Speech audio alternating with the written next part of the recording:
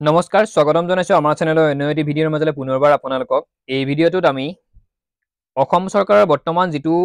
ADRE নিযুক্তিয়ে হওক বা যিকোনো নিযুক্তিত বৰ্তমান এটা ট্ৰেণ্ডত চলি থকা বিষয় হৈছে পইচাৰক লৈ যিটো বিষয় চলি আছে বৰ্তমান কোনোবা দুজন ব্যক্তিয়ে বৰ বেয়াকৈ পইচা লুটিছে বুলি লাখে লাখে টকা সৰকাইছে কেণ্ডিডেটখিনিৰ পৰা সেই কথাটোত যিটো বৰ্তমান ট্ৰেণ্ডত এটা বাতৰি চলি আছে সেই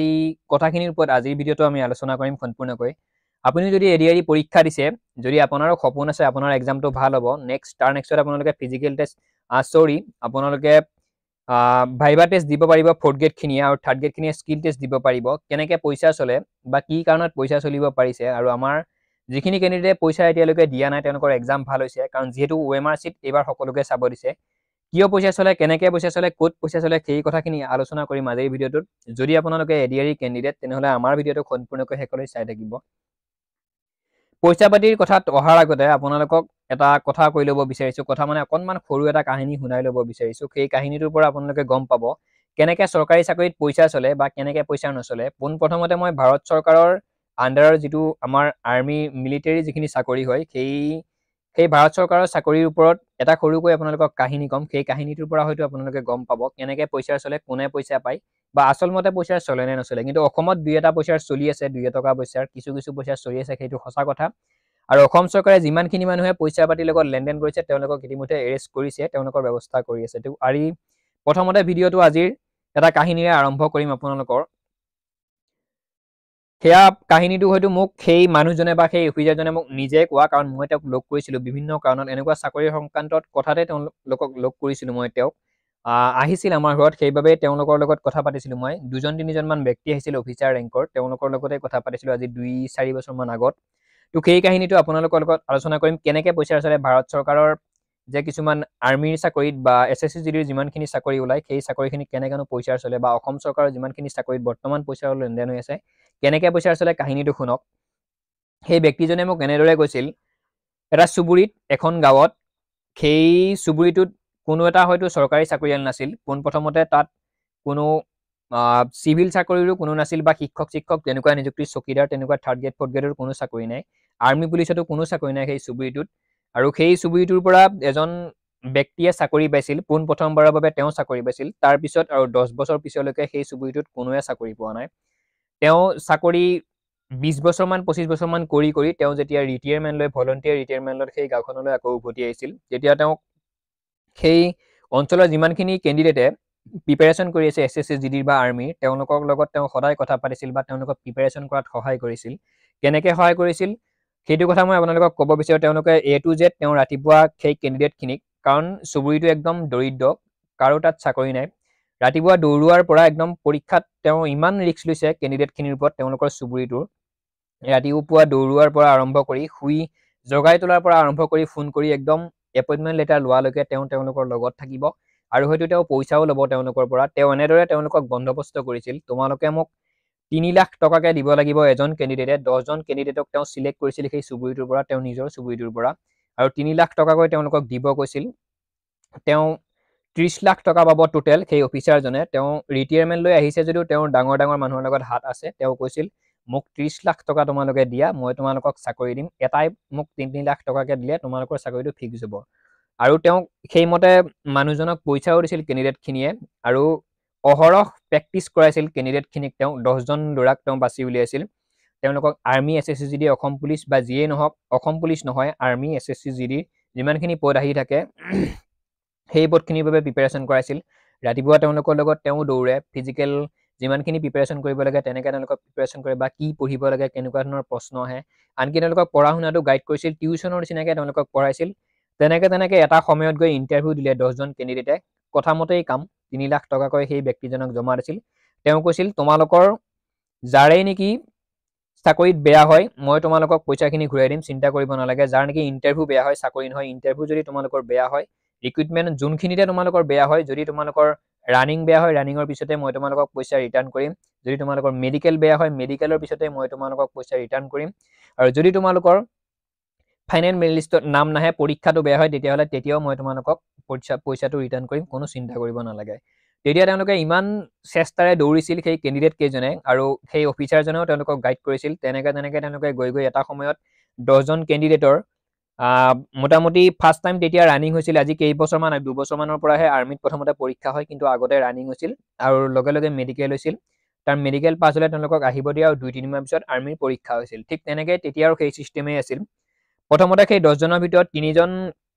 কেণ্ডিডেট ৰানিঙত ফেইল হৈছিল বাকী 7জনে পাছ কৰিছিল 3 লাখ টকাকৈ 3জন কেণ্ডিডেটক তেওঁ ঘূৰাই দিলে 9 লাখ টকা আৰু তেওঁৰ হাতত বাকী 21 লাখ টকা 7জনৰ 7 গুণ 21 লাখ টকা তেওঁৰ তাত বাচি থাকিল তাৰ নেক্সট মেডিকেল 2জন কেণ্ডিডেটৰ আনফিট হ'ল মেডিকেল পইচাখিনি কিন্তু তেওঁ এটা বুদ্ধি কৰিছে কেণ্ডিডেটখিনিক তেওঁ পইচাখিনি উলুটাই দিম বুলি কৈছে পইচাটো তেওঁ নিজৰ লগত ৰাখিব 3জন কেণ্ডিডেটৰ ফিজিকেলি আনফিট হ'ল তেওঁলোক দৌৰিব নোৱাৰিলে তেওঁলোকক পইচাটো ঘূৰাই দিলে 3 লাখ টকাকে ফিজিকেল বেয়া হোৱাৰ পিছতে ওলাই অহাৰ পিছতে নেক্সট 2জন কেণ্ডিডেটৰ মোৰ নিচিনাই প্ৰব্লেম আছিল চকুৰ প্ৰব্লেম আছিল তেওঁলোকৰ মেডিকেলি আনফিট হ'ল তেওঁলোকৰ পইচাটো ঘূৰাই দিলে মোটামুটি 5জন কেণ্ডিডেটৰ পইচা তেওঁ ঘূৰাই দিলে 15 লাখ টকা তেওঁ ইতিমধ্যে ঘূৰাই দিলে আৰু 5জন কেণ্ডিডেটে পৰীক্ষাৰ বাবে বহিছিল সেই আৰ্মিৰ ইণ্টাৰভিউটোত আৰু পৰীক্ষাটোতো 2জন কেণ্ডিডেটৰহে পৰীক্ষা ভাল হৈছিল 3জনৰ কিন্তু তাৰে পৰীক্ষা বেয়া হৈছিল সেই 3জনকো তেওঁ 3 লাখ টকাকৈ পইচা ঘূৰাই দিলে আৰু তেওঁৰ লগত থাকিল বৰ্তমান 2জন কেণ্ডিডেটৰ পইচা 6 লাখ টকা 3 লাখ টকাকে 6 লাখ টকা পইচা থাকিল যি 2জন কেণ্ডিডেটৰ পৰীক্ষা ভাল হয় এপইণ্টমেণ্ট আহিছিল সেই 2জন কেণ্ডিডেটৰ সেই পইচাখিনিহে তেওঁৰ লগত থাকিল গতিকে মই আপোনালোকক এইটো ক'ব বিচাৰিছোঁ ভাৰত চৰকাৰৰ যিমানখিনি ডিফেন্স লাইনৰ যিমানখিনি চাকৰি পইচা পাতি চলা যায় কিছুমান এটা কাহিনী চলি থাকে মাজতে যে মানুহবিলাকে কৈ থাকে আপোনালোকক পইচা দিব লাগিব এছএছচি জিডিত পইচা চলে আৰ্মিত পইচা চলে এভৰিথিং যে কিবা কিবি কৈ থাকে প্ৰচেছটো হৈছে তেনেকুৱা চিষ্টেমটো তেনেকুৱা সেই মানুহজনৰ 2জন কেণ্ডিডেটৰ 3 লাখ টকাকে 6 লাখ টকাটো নিজৰ পকেটত ৰ'ল তেওঁ কোনো ওপৰৰ মহলকো দিয়া নাই তেওঁ কিন্তু প্ৰতিশ্ৰুতি দি তেওঁলোকক কৈছিল যদি তোমালোকৰ চাকৰি নহয় তোমালোকক মই বেলেঞ্চটো ঘূৰাই দিম চিন্তা কৰিব নালাগে এই 3 লাখ টকাৰ মই 1 লাখ টকা পাম মোৰ ওপৰৰ মহলাৰজনে 1 লাখ পাব তাৰ ওপৰৰজনে 1 লাখ পাব তেনেকৈ প্ৰতিশ্ৰুতি দি তেওঁলোকৰ পৰা তেওঁ পইচা লৈছিল কিন্তু অৱশেষত যেতিয়া চাকৰি 2জনৰ হ'ল 6 লাখ টকা তেওঁৰ লগত থাকিল সেই 6 লাখ টকা তেওঁৰ লগতে থাকিল তেওঁ ওপৰৰ মহলকো দিয়া নাই কাকো দিয়া নাই 6 লাখ টকা তেওঁ কেৱল নিজৰ হৈ থাকিল নিজৰ পকেটত থাকিল আৰু কেণ্ডিডেট কেইটা চাকৰি হ'ল সেইমতে সেই কেণ্ডিডেট 2জনৰ সুন্দৰকৈ চাকৰি হ'ল চুবুৰীটোৰো এটা ভাল নাম হ'ল তেওঁ অহৰহ যে প্ৰচেষ্টা কৰি আছিল ল'ৰা ছোৱালীখিনিৰ লগত মানে কেণ্ডিডেটখিনিৰ লগত যে তেওঁ চেষ্টা চলাই আছিল তো সেইটো তেওঁ সফল হ'ল কাৰণ তেওঁ ৰাতিপুৱা উঠি প্ৰেক্টিছ কৰাইছিল 1-2 বছৰ সেই কেণ্ডিডেটখিনিৰ লগত অহৰহ লাগি আছে পঢ়াত গাইড কৰিছে মেডিকেলি কেনেকৈ ফিট থাকিব লাগে তেওঁ কাৰণ আৰ্মিৰ অফিচাৰ সেইটো তেওঁ জানে গতিকে সেই 6 লাখ টকা তেওঁ নিজৰ পকেটত সোমাল 2 বছৰ ল'ৰা ছোৱালীখিনিৰ লগত কষ্ট কৰাৰ বাবে তেওঁ ইতিমধ্যে আৰ্মিৰ পৰা ভলণ্টিয়াৰ ৰিটায়াৰমেণ্টলৈ আহিছে তো চেণ্ট্ৰেল গভৰ্ণমেণ্টৰ যিমানখিনি চাকৰি সেই পইচা পাতি চিষ্টেমটো তেনেকুৱা তেওঁ কোনো ওপৰ মহলাক পইচা দিব নালাগে গতিকে চেণ্ট্ৰেল গভৰ্ণমেণ্টত পইচা নচলে সেইটো চিন্তা কৰিব নালাগে এইটো আছিল কাহিনীটো এইটো সম্পূৰ্ণ সঁচা কাহিনী নহয় মই আপোনালোকক এনেই কৈছোঁ বুজি পাবৰ বাবে পইচা পাতি চিষ্টেমটো কেনেকৈ চলে কিন্তু পইচা পাতি চেইন চিষ্টেম বুলি যে কয় ইটোৰ পিছত সিটো পাব সিটোৰ পিছত সিটো পাব তেনেকুৱা কোনো কথা নহয় পইচাটো কেৱল যিজন মানুহে লয় তেওঁলোকৰ লগতে থাকে তেওঁ যদি চাকৰি হয়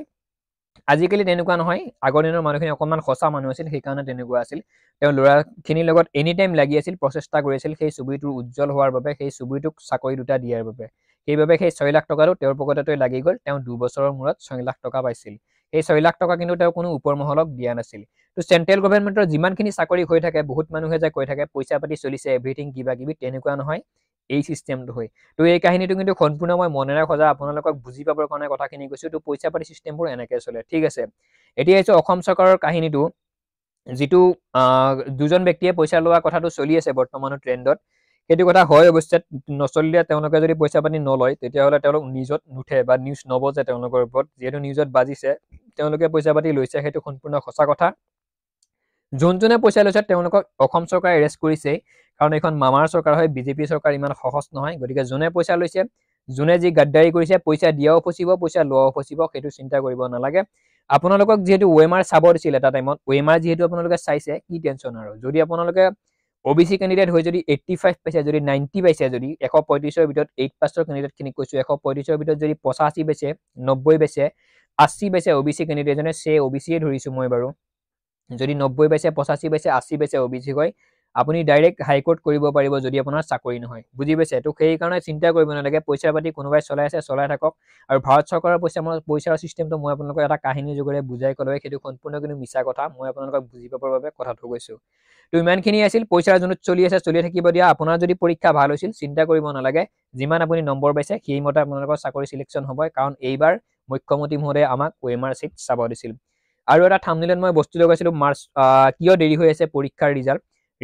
ওলোৱা নাই সেইবাবে অকণমান দেৰি হৈছে চিন্তা কৰিব নালাগে ফেব্ৰুৱাৰী লাষ্ট উইকত মাৰ্চৰ ফাৰ্ষ্ট উইকত এডিআৰই ৰিজাল্ট দিয়াৰ কথা আপোনালোকে চিন্তা কৰিব নালাগে ভাইভা বা স্কিল টেষ্টৰ বাবে প্ৰিপাৰেচন কৰি থাকক আৰু ভাইভা বা স্কিল টেষ্টৰ বাবে প্ৰিপাৰেচনৰ বাবে যদি আপোনালোকক ভিডিঅ' লাগে মোৰ তাত কমেণ্ট কৰি জনাব মই আপোনালোকক নিশ্চয় দিবলৈ চেষ্টা কৰিম তো সম্পূৰ্ণ ভিডিঅ'টো ইমানেই আছিল কেনেকেনো পইচা চলে কোনে পইচা পায় সেই বস্তুটো আপোনালোকক হয়তো মই বুজাই ক'লো মই আকৌ কৈছোঁ কিন্তু আপোনালোকে ভুল বুজিব নালাগে ইয়াত কোনো অফিচাৰৰ কথা নাই ইয়াত কোনো এটা গাঁৱৰ কথা নাই কোনো এখন দুখীয়া চুবুৰীৰ কথা মই কোৱা নাই সম্পূৰ্ণ মনেৰে আপোনালোকক সাজি কোৱা কথা হয়তো আপোনালোকে বুজি পাবৰ বাবে ধন্যবাদ জনাইছোঁ আকৌ এবাৰ ভিডিঅ'টো সম্পূৰ্ণকৈ শেষলৈ চোৱাৰ বাবে জয় আই অসম